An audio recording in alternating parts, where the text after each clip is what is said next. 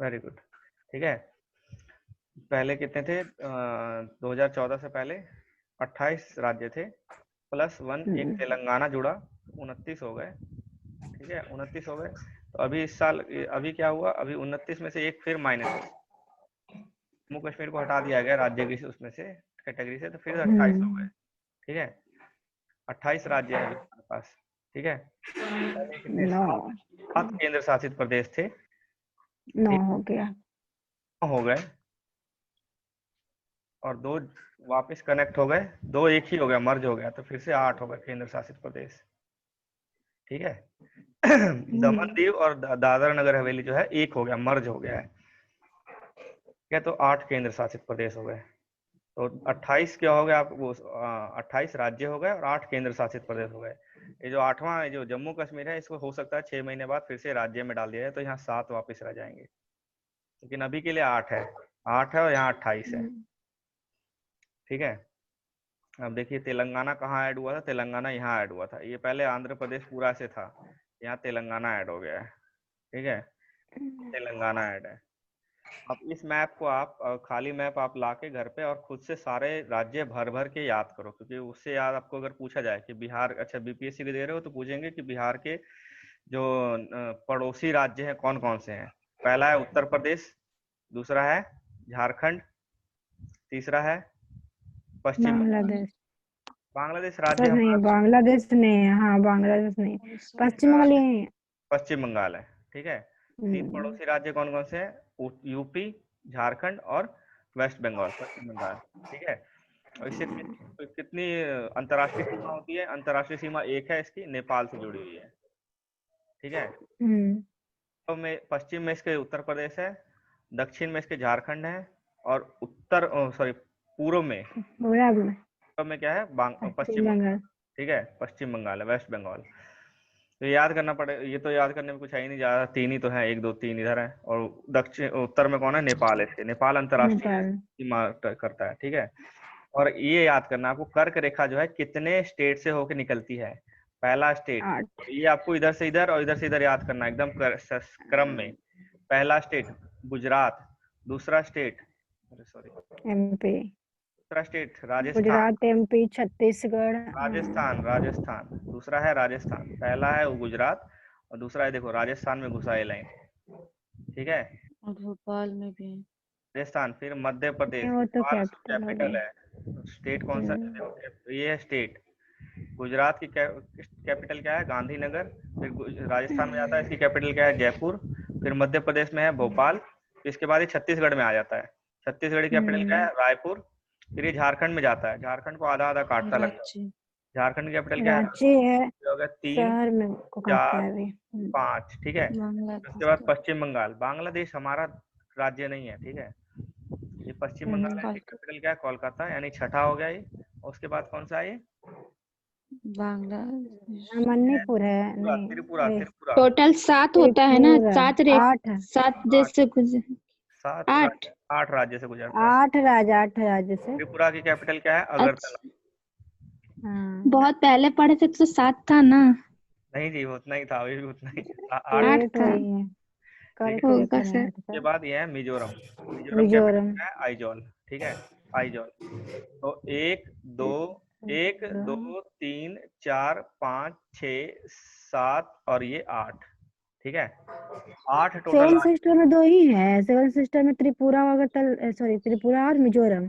7 sister में 7 ही हुआ, हाँ 7 सिस्टर में से 2 है, त्रिपुरा और मिजोरम। ठीक है, ठीक है जी, ये हम 7 सिस्टर क्या होता है हम पढ़ेंगे थोड़े दिन में। तो यहाँ पे हम याद कर लेना, आपको पूरब से पश्चिम से पूरब की तरफ पूछ सकता है, पूरब से हाँ, पश्चिम की तरफ पूछ सकता है। पश्चिम का। ठीक है, आप मान लो आपको याद सारा है, लेकिन उसने पश्चिम से पूरब पूछा, आप इधर से गिनने लग गए। ठीक है, उसने पूछा इधर से है, इधर से पूछ रहा है, और आप गिनने इधर से लग गए, तो सारा आंसर आपको जानते हुए भी गलत हो जाएगा। ठीक है ना? तो उसके बाद क्या है? अरे चल जा, ठीक है, इसके बाद हम आगे पढ़ते हैं। ये आपका हो गया कर्क रेखा। कर्क रेखा कहाँ कहाँ से पास होती है पढ़ लिया हमने। ठीक है, इसके बाद देखिए, इसमें एक और चीज है जो एक ही शहर को काटती है, रांची के। है ना। हाँ मतलब वो शहर तो इस पे भी आएंगे ना, कुछ शहर तो इधर भी आते हैं। ठीक है, और भी आते हैं, गांधीनगर।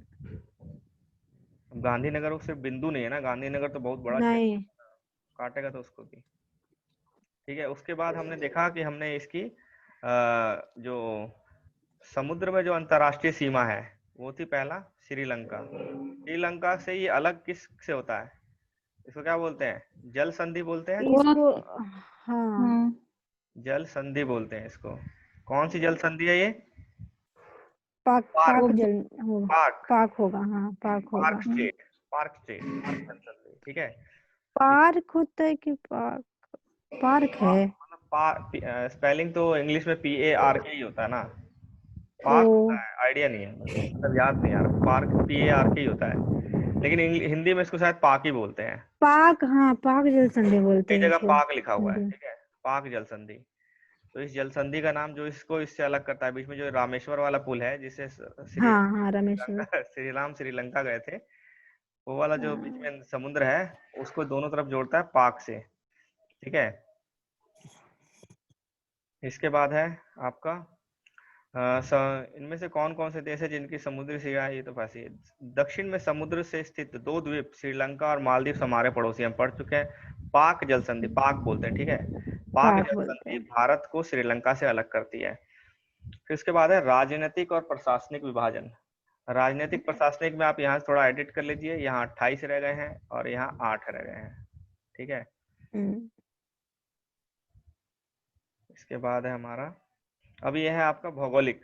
ठीक है, पहले राजनीतिक पूरा खत्म कर लेते हैं। ये 28 और 8 में बांटा गया है। 2 जून 2014 को तेलंगाना बना था, और आप ये भी याद रखना डेट कि कश्मीर कब बना है, मतलब कश्मीर कब अलग हुआ है। ठीक है, मतलब स्टेट से कब टेरिटरी बना है। ठीक है, तो इसकी डेट हम पढ़ेंगे, मुझे याद नहीं आ रहा डेट क्या है। आवाज बहुत ज्यादा जा रही है। लग रहा है। तो रुकिए। तेलंगाना जो है आंध्र प्रदेश का भाग है। ठीक है, दिल्ली भारत की राजधानी है, पता ही है आपको। राज्य, हमारे देश में जो राज्यों का बंटवारा जो हुआ है, कितने राज्य, जो अलग अलग राज्य बने हैं, किस आधार पर बने हैं, उसका आधार क्या है, भाषा। जब 1956 1953 जब 1950 1947 भारत आजाद हुआ था और 1950 में संविधान बना था, तो उस समय कम राज्य थे। ठीक है, बड़े बड़े राज्य वैसे करते थे, जैसे मैसूर हो गया, मद्रास हो गया, ऐसे ऐसे राज्य होते थे जिनमें, जैसे सौराष्ट्र हो गया, सौराष्ट्र में महाराष्ट्र भी था, गुजरात भी था, बॉम्बे था, बॉम्बे हो गया, सौराष्ट्र हो गया, ऐसे अलग अलग राज्यों के नाम उस टाइम अलग थे। कि उस समय का विभाजन भाषा के आधार पे नहीं हुआ था, लेकिन 1950 के बाद एक आंदोलन चला था पूरे देश में कई जगह पे कि देश को भाषा के आधार पे बांटे जाए। तो खासकर ये दक्षिण भारत में चला था, क्योंकि कुछ लोग तमिल भाषा बोलते थे, वो चाहते थे कि तमिल जहाँ जहाँ बोली जाए उसे अलग बनाया जाए, और जहाँ कन्नड़ बोली जा रही है कर्नाटका में, उसको अलग राज्य बनाया जाए। तो भाषा के आधार पर लड़ाई चल रही थी पूरे देश में कि राज्यों को बांटा जाए। तो 1956 में पहला राज्य जो बना था भाषा के आधार पर, वो कौन सा था, आंध्र प्रदेश। फर्स्ट स्टेट आंध्र प्रदेश था जो भाषा के आधार बना था। उसके बाद धीरे धीरे धीरे धीरे सारे के, ये बंद कर लो आवाज को, लो। Mute mute mute mute. हाँ, ठीक है। तो पहला राज्य था जो भाषा के आधार पर बना था, वो था आंध्र प्रदेश। ठीक है, ये 1953 में बना था, शायद 53 या 53 में है। ठीक है, इसको देखूं क्या अभी।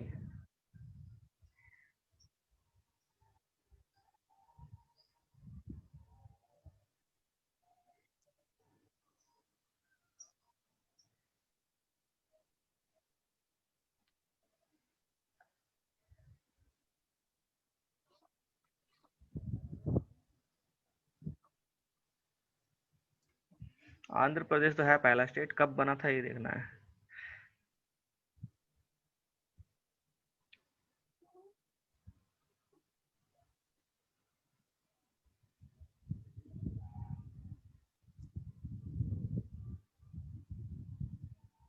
हाँ ये देखो, 1953 में। ठीक है, यहाँ लिखा है ना 1953 में of India was forced to create first linguistic state. तो मैं सही बोला था, 1953 में बना था पहला। ठीक है, आंध्र प्रदेश 1953 में बना था। उसके बाद हाँ। अधिनियम आया था, 1953 में आंध्र प्रदेश बना था पहला स्टेट भाषा के आधार पर। फिर 1956 में एक अधिनियम आया था जिसके बाद राज्यों को भाषा के आधार पर बांट दिया गया था। ठीक है, राज्यों को भाषा के आधार पर बांट दिया गया था। तो राज्यों को निर्माण मुख्यतः भाषा के आधार पर हुआ है। क्षेत्रफल की दृष्टि से सबसे बड़ा राज्य कौन सा है? राजस्थान। राजस्थान, छोटा हाँ, राज्य कौन सा है? गोवा गोवा। है। और हमारा जो बिहार है वो कौन से नंबर पे आता है? पहले आता था वो हाँ, 13वें स्थान पर। बिहार पहले आता था वो 13वें स्थान पर। अभी कौन से स्थान पे है? अभी वो 12वें स्थान पे है, क्योंकि जम्मू कश्मीर इससे बड़ा था, वो हट चुका है। तो अभी तो 12वां बड़ा राज्य है। ठीक है, तो इस क्वेश्चन के आने के सबसे ज्यादा चांसेस हैं कि अच्छा, क्षेत्रफल की दृष्टि से करंट है। बिहार कौन से नंबर का राज्य है। क्योंकि उन्हें पता, जम्मू कश्मीर को अगर हम मिलाते थे तो जम्मू कश्मीर बड़ा राज्य था थोड़ा, तो ये 13वां था, लेकिन जम्मू कश्मीर हट गया है तो अब ये 12वां राज्य हो गया बिहार, क्षेत्रफल की दृष्टि से। ठीक है, ये बहुत इंपॉर्टेंट क्वेश्चन था। अब है भौतिक विभाजन। ठीक है, भौतिक विभाजन क्या होता है? अभी हमने थोड़ा सा ना कुछ छोड़ दिया बीच बीच में, इधर से जो साइड में लिखा रहता है। एक मिनट, जाओ ऊपर, याद निक्षेप है, नहीं, ऊपर भी वही था। हाँ, कितने भागों से घिरा हुआ है? नहीं नहीं, ये 3 भी है ना। भागों से। क्या आप जानते हैं बड़े देश का विस्तार, अच्छा ये अक्षांश वाला है, जब देश का विस्तार पूर्व से पश्चिम ज्यादा होता है तो ज्यादा अक्षांश में बटा होता है। तो फिर क्या करते हैं, मानक समय कई देशों का अलग अलग ले लेते हैं। ठीक है ना, जैसे हमारा अमेरिका में कितने मानक समय है? 7। कनाडा में कितने हैं? 6। हमने रशिया का पढ़ा था, रशिया में कितने थे? 11 थे। ठीक है, सबसे ज्यादा कहाँ पे है? फ्रांस में। फ्रांस में कितने हैं? 12 है। ठीक है, फ्रांस में ज्यादा क्यों है मानक समय? क्योंकि फ्रांस का खुद का मानक समय एक ही है, एक ही मानक समय। फ्रांस बहुत छोटा देश है। फ्रांस की जो अच्छा। विस्तार है वो इतना बड़ा नहीं है रशिया जितना। फ्रांस का विस्तार ज्यादा ज्यादा हाँ। थोड़ा सा ही है। तो इसका एक ही मानक समय है, लेकिन क्योंकि फ्रांस ने जो आइलैंड यानी द्वीप पर कब्जा कर रखा था, वो द्वीप कई जगह फैले हुए हैं, तो समुद्र में कई जगह फैले हैं, तो फ्रांस ने उनका अपना अपना मानक समय दे दिया। है तो ये फ्रांस के हिस्से ना, तो इसीलिए अगर फ्रांस टोटल पूछा जाए, मुख्य भूमि का पूछा जाए, तो सबसे ज्यादा रशिया का है। ठीक है, रशिया मुख्य भूमि रशिया कितना? 11 है। ठीक है, मुख्य भूमि का अगर पूछा जाए सिर्फ, लेकिन अगर उसके साथ द्वीप भी काउंट कर लिए जाए तो उसके लिए फिर फ्रांस हो गया 12। ठीक है, तो यह क्वेश्चन को कई बार पढ़ना कि मुख्य भूमि लिखा है कि नहीं लिखा है। मुख्य भूमि लिखा रहेगा तो फ्रांस आंसर नहीं होगा। मुख्य भूमि फ्रांस का सिर्फ एक ही मानक समय है, रशिया के 11 है। ठीक है, अमेरिका के मुख्य भूमि में 7 हैं, और टोटल अगर जोड़ लिया जाए उसके आइलैंड जो जो कब्जा कर रखा है उसने, हिंद महासागर और यहाँ वहाँ, टोटल जोड़ लिया जाए तो उसके भी 11 हैं।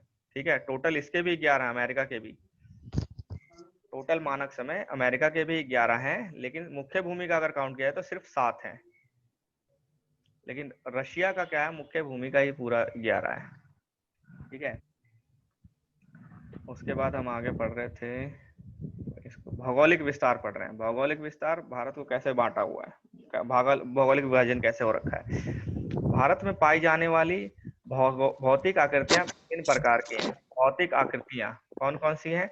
पर्वत, पठार, मैदान, तट और द्वीप समूह, ये सब भौतिक आकृतियां हैं। उत्तर में बर्फ से ढका हिमालय संतरी का कार्य करता है। संतरी क्यों? संतरी को बोला, रक्षा करता है, भौगोलिक रक्षा भी करता है, हमारे मौसम से भी रक्षा करता है और दुश्मनों से भी रक्षा करता था। ठीक है, इधर से कोई कोई बाहरी आक्रमण होने का खतरा कम रहता है हमेशा इस तरफ से। लेकिन सबसे ज्यादा क्या होता है, अभी खतरा यही, सबसे ज्यादा जो डिस्टर्बेंस यही है। ठीक है, सबसे ज्यादा डिस्टर्बेंस यही है। पहले भी अगर हम प्राचीन समय में देखें तो भी सारा जो भारत में जो बाहरी आक्रमण हुए इधर से ही हुए, हिमालय के इधर उधर से ही हुए हैं। तो संतरी का काम करता है लेकिन ज्यादा नहीं कर पाता। हिम प्लस आलय, ठीक है, इसका मतलब होता है बर्फ का घर। हिम मतलब बर्फ, आलय मतलब घर। तो हिमालय पर्वत को 3 मुख्य समानांतर श्रृंखलाओं में बांटा जाता है। हिमालय पर्वत जो है, श्रृंखलाएं कैसे बनती है, जैसे आप क्या करो ना, यहाँ मिट्टी का ढेर लो थोड़ा सा। ठीक है, फिर इधर से ना कुछ दबा के रखो, यहाँ से इधर से कुछ पत्थर रख दो, ईंट को, और यहाँ से ना प्रेस करो, एक बार हल्का सा घसीटो इसको, तो यहाँ पे एक टीला बन जाएगा। ठीक है, छोड़ दो फिर इसको, फिर थोड़ी देर बाद और ज्यादा प्रेस करो, तो ये टीला इधर चला जाएगा और यहाँ एक और छोटा टीला बन जाएगा। ठीक है। ऐसी बात तीसरी बार और प्रेस करोगे तो यहाँ ये टीला, बहुत बड़ा टीला इधर हो जाएगा, यहाँ एक टीला होगा और यहाँ मिट्टी का एक टीला बन जाएगा। यही टील इसी तरह से हिमालय भी बना, समझ रहे हो? इसी तरीके से लगभग हिमालय भी बना है। कैसे बता रहा हूँ, समझ रहे हो ना आप इसको? जैसे आप ये एक मिट्टी यहाँ पे आप रखो, इस जगह पे सारा मिट्टी मिट्टी रख दो। क्या हुआ था कि भारतीय प्लेट, जो विवर्तनिक प्लेट होती है, जो भारत जब इधर से आया, भारत पूरा खिसक के इधर से आया और यहाँ पे क्या था, यूरोप था, यहाँ पे चाइना और ये सब थी पहले से ही, ठीक है। तो यहाँ तो रुका हुआ था ये, और यहाँ पे पूरा समुद्र था, इस जगह पूरा समुद्र था, ठीक है। ये पूरा समुद्र है, ये मान लीजिए ये पूरा समुद्र है। अब भारत जब इधर से आ रहा था तो इसको नीचे मिट्टी को खिसका रहा है, तो ये क्या कर रहा है, टीले की तरह बन गया मिट्टी, ठीक है।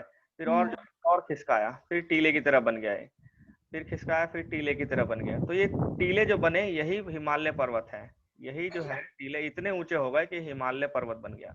ये टीले अभी भी भारत इसको धकेल रहा है और ये हिमालय पर्वत धीरे धीरे पर ईयर कुछ सेंटीमीटर, 1-1.5 सेंटीमीटर पर ईयर ऊपर चला जा रहा है, ठीक है। ये हिमालय पर्वत अभी भी बढ़ रहा है क्योंकि इसको अभी भी प्रेशर इधर से लग रहा है, ठीक है। इधर से तो रोक रखा है इसको और इधर से प्रेशर लग रहा है इसको, तो हिमालय पर्वत इस तरह से बना है, ठीक है। तो इसमें 3 मुख्य पर्वत श्रृंखलाएं हैं, इसकी पर्वत श्रेणियां जो है 3 है, ठीक है। 3 पर्वत श्रेणियां कौन सी है? एक है बाहे बृहत, बृहत यानी कि सबसे बड़ा, ठीक है। बृहत क्या है? बाहरी वाला जो है, ठीक है। यही इसी श्रृंखला में विश्व की सबसे ऊंचे शिखर है। कौन सी सबसे ऊंचे शिखर है? Mount Everest. माउंट एवरेस्ट है, फिर दूसरे नंबर पे K2 है, फिर कहीं पे कंचन, सारे जो लगभग बड़े शिखर है ना इसी इसी हिमालय में है, बृहत हिमालय में ही है। तो उसके बाद है मध्य हिमालय, यह जिसको हिमाचल कहते हैं, ठीक है, या हिमाद्री कहते हैं, सॉरी हिमाद्री तो इसको बोल दिया गया ना, हिमाद्री के दक्षिण में है, ठीक है। बहुत सारे लोकप्रिय पहाड़ी इस पे हैं, जैसे कि नैनीताल, मसूरी, ठीक है, सब इसी पे है। उसके बाद उसके दक्षिण में है शिवालिक।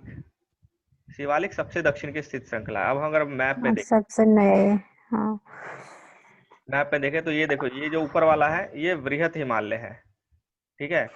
ये नेपाल से जो इधर जा रहा है, ये जो है ये यहाँ पे कंचनजंगा, K2 ये सब है, यहाँ पे K2 है, सॉरी, यहाँ पे माउंट एवरेस्ट है, कंचनजंगा है, लगभग सारे जो बड़े पर्वत है यही है, नेपाल में ही है। सिर्फ हमारे जो भारत में क्या है वो K2 है सबसे ऊंचा, ठीक है। 8,000 मीटर से ऊंचा अगर कोई पर्वत है इधर की तरफ तो K2 है। बाकी 8,000 जो है वो इधर है, नेपाल में है, ठीक है। कंचनजंगा भारत में है, सिक्किम में माना जाता है उसको, ठीक है। सिक्किम और नेपाल के बॉर्डर पे, लेकिन भारत कहता है नेपाल में, सॉरी सिक्किम भारत में है। तो ये है आपका बृहत हिमालय जो बाहरी हिमालय है, ठीक है। फिर सेकंड पे कौन सा है आपका? ये वाला, ये हिमाचल है, मध्य हिमालय, हिमालय है हिमाचल। ये देखिए यहीं पे आपका मसूरी, नैनीताल सब इसी पे है, ठीक है। उसके बाद है शिवालिक रेंज, थर्ड जो है वो शिवालिक है। शिवालिक जो है वो थर्ड है, ठीक है। सबसे नवीनतम भी है, सबसे नया यही है कि बाद में टीला यही बना है। सबसे नवीनतम मतलब जो प्रेशर लगने वाली बात कह रहा था मैं, वो यही था सबसे नवीनतम, इसीलिए कि जो प्रेशर लगा सबसे नया वाला टीला यही है, ठीक है। सबसे नया पर्वत यही है। सबसे पुराना कौन सा गया? बृहत हिमालय हो गया, ठीक है। अब इसमें कई श्रेणियां, हर ये तो पर्वत, ये तो एक श्रेणी हो गई। हिमालय की 3 श्रेणियां हो गई, ठीक है।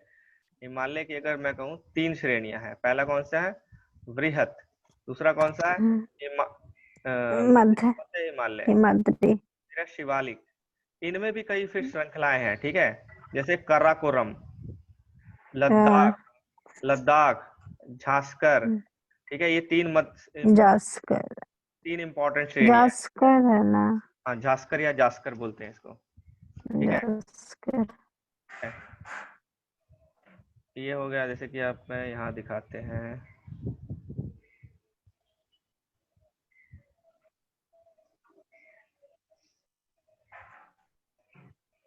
ठीक है।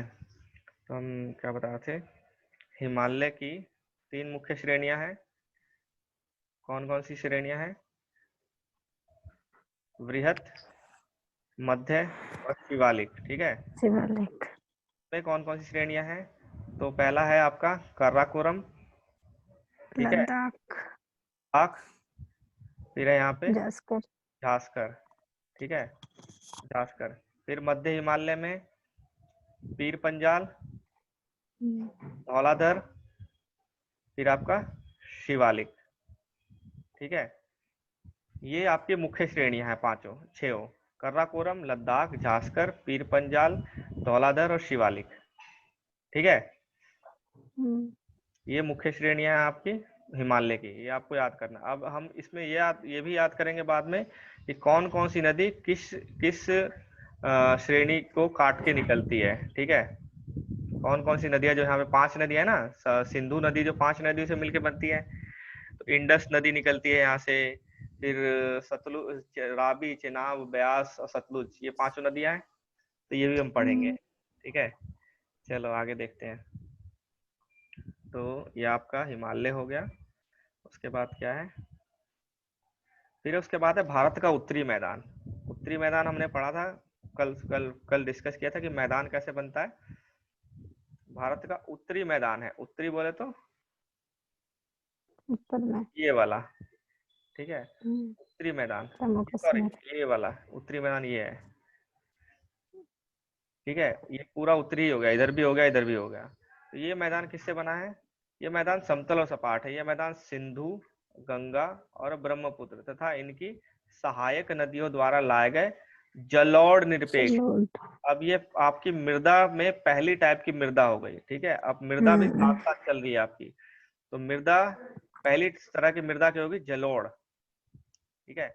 नदियों के ये मैदान कृषि के लिए उपजाऊ हैं, यही कारण है कि मैदानों की जनसंख्या सबसे ज्यादा है। तो अगर आप यहाँ देखोगे तो जलोढ़ मृदा क्या होती है, जब नदियां पहाड़ से उसको काट के नीचे आती हैं तो अपने साथ वहां से मिट्टी लाती हैं, और ये क्या करती है, मैदान में इसको बिछा देती हैं, ठीक है। तो ये अपने साथ मिट्टी लाई थी, नदी जो अपने साथ निक्षेप लाई थी और जो बिछा दिया, इसी को बोलते हैं हम जलोढ़, जलोढ़, ठीक है, जलोढ़ मृदा।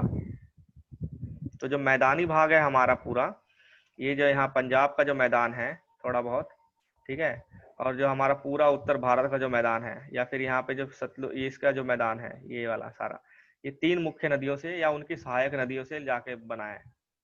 सहायक नदियां क्या होती है और मुख्य नदी क्या होती है? मुख्य नदी जहाँ से निकलती है, सहायक मिलती है बीच में। जो नदी आपकी लंबी है ज्यादा, ठीक है, जो शुरू से पहले से निकली है, ठीक है, जब ज्यादा दूर से आ रही है, वो तो हो गई मुख्य नदी। और इसमें कुछ नदियां बीच में मिल जाती है, ठीक है, इस तरह से मिलती है, ये हो गई सहायक नदियां। तो आपको कभी जब नदियां हम डिटेल पढ़ेंगे, तो जैसे गंगा नदी है, गंगा की सहायक नदी कौन सी, यमुना, ठीक है। उसके बाद कौन सा है, राम गंगा, घाघरा, गंडक, कोसी, हाँ कोसी, ठीक है, ये सब है इसकी सहायक नदियां। सहायक नदियां क्या होती है, क्या आप जानते हैं गंगा और ब्रह्मपुत्र नदियों विश्व के सबसे बड़े डेल्टा का डेल्टा क्या होता है? डेल्टा जैसे जब नदी, देखिए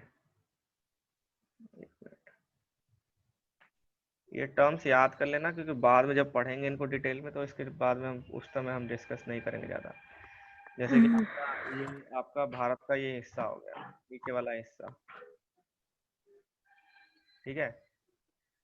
तो अगर नदी मान लीजिए यहाँ से गोदावरी नदी आई, ठीक है, गोदावरी नदी आई, एक मिनट, गोदावरी नदी आई आपकी यहाँ से, और ये जब नदी नीचे वाला हिस्सा, जब नदी पहाड़ पे से आती है तो उसकी ढलान तेज होती है, ठीक है, तो वो यहाँ पे ज्यादा मृदा नहीं बिछाती, ठीक है। लेकिन जब नदी समतल पे आने लगती है तो वो मृदा बिछा देती है धीरे धीरे मृदा। लेकिन जब वो और ज्यादा समतल पे आती है, यहाँ क्या होता है ना, तटीय रेखाओं पे क्या होता है, बहुत ज्यादा समतल होती है, तो जो जो भी अपनी मिट्टी लाई थी, वो नदी सीधी नहीं चल पाती, ठीक है। वो नदी क्या होती है, यहाँ से फिर इधर चल जाएगी, कुछ इधर चल जाएगी, ठीक है, ऐसे चलती है, अलग अलग हो जाती है दिशाओं में, फैल जाती है, छितरा जाती है, ठीक है, क्योंकि यहाँ पे ढलान है ही नहीं। ढलान बहुत कम होने की वजह से नदी यहाँ पे अलग अलग चैनल्स में बट जाती है, ठीक है। पहले सहायक नदियां इससे जुड़ी थी, फिर कुछ नदियां इससे अलग हो गई, ठीक है। तो ये नदियां ज्यादा दूर नहीं जाती, मान लीजिए यहाँ इसने अपनी मिट्टी यहाँ बिछा दी, तो पूरा क्षेत्र क्या होता है ना, पूरा क्षेत्र रेतीला टाइप जैसा हो जाता है, ठीक है। जो नदी समुद्र में गिर गई, फिर सारी नदियां गिर गई नीचे, समुद्र में गिर जाती है, लेकिन ये पूरा यहाँ ज्यादा मृद बिछाती है अपना रेतीला टाइप। ठीक है, ये सारा हिस्सा जो होता है, तो इसको बोलते हैं हम डेल्टा। जहाँ पे नदी समुद्र में गिर रही है वहाँ क्या होता है, डेल्टा बनाती है नदी, क्योंकि वहां पे ढलान जो होती है वो बहुत कम हो जाती है, तो इसलिए वो मिट्टी को ज्यादा फैला फैला के बिछा देती है। ठीक है, तो ये पूरा डेल्टा बन जाता है। दुनिया का सबसे बड़ा डेल्टा किसका है, गंगा नदी का। गंगा ब्रह्मपुत्र का जो डेल्टा है, गंगा, क्योंकि गंगा इधर से आती है, देखो इसमें अगर मैप में देखें तो गंगा ऐसे आई, ऐसे, और ब्रह्मपुत्र ऐसे आई, और ये भी ऐसे, तो गंगा और ब्रह्मपुत्र मिल जाती है, और ये मेघना या जमुना अलग अलग नाम दिया जाता है इसको यहाँ पे फिर। ठीक है, तो इसका जो डेल्टा है ये दुनिया का सबसे बड़ा डेल्टा है। ठीक है, विश्व का सबसे बड़ा डेल्टा कौन सी नदी बनाती है, गंगा ब्रह्मपुत्र। ठीक है, सुंदरबन डेल्टा यही बनाती है ना? यही सुंदरबन डेल्टा है, सुंदरबन डेल्टा इसी को कहते हैं। ठीक है, तो सुंदरबन डेल्टा दुनिया का, विश्व का सबसे बड़ा डेल्टा का निर्माण करती है गंगा और ब्रह्मपुत्र, जिसे सुंदरबन डेल्टा कहा जाता है। इस डेल्टा क्या करती है, त्रिभुजाकार है, इस तरह से है, ऐसे है, ऐसे, सॉरी। ठीक है, त्रिभुज, ज्यादातर डेल्टा इसी तरह बनते हैं। डेल्टा स्थल का वह भाग है, अब बता रहा डेल्टा क्या था, डेल्टा स्थल का वह भाग है जो नदी के मुहाने पर बनता है। ठीक है, नदी के मुहाना, नदी जहाँ गिर रही है, मुहाना, सोर्स नहीं, स्रोत नहीं, मुहाना, जहाँ नदियां समुद्र में प्रवेश करती है उसे नदी का मुहाना कहा जाता है। नदियां समुद्र में गिरती है तो उसे मुहाना कहा जाता है। यहाँ जो मिट्टी बिछा दी गई ये डेल्टा कहा गया। ठीक है, यहाँ तक हो गया आपका डेल्टा वाला। इसके बाद है आपका मरुस्थल। भारत के पश्चिम भाग में भारतीय मरुस्थल है। यह शुष्क, गर्म और रेतीला स्थल है। यहाँ वनस्पति जो है, जो वेजिटेशन है वो बहुत कम है। ठीक है, उत्तरी मैदानों के दक्षिण में प्रायद्वीपीय पठार स्थित है। उत्तरी मैदानों के दक्षिण में प्रायद्वीपीय पठार क्या होते हैं, अभी आगे करना है कि कल करना है? सब रहने दीजिए, और भी लोग नए नए छूट गया उन लोग को इसी ठीक है।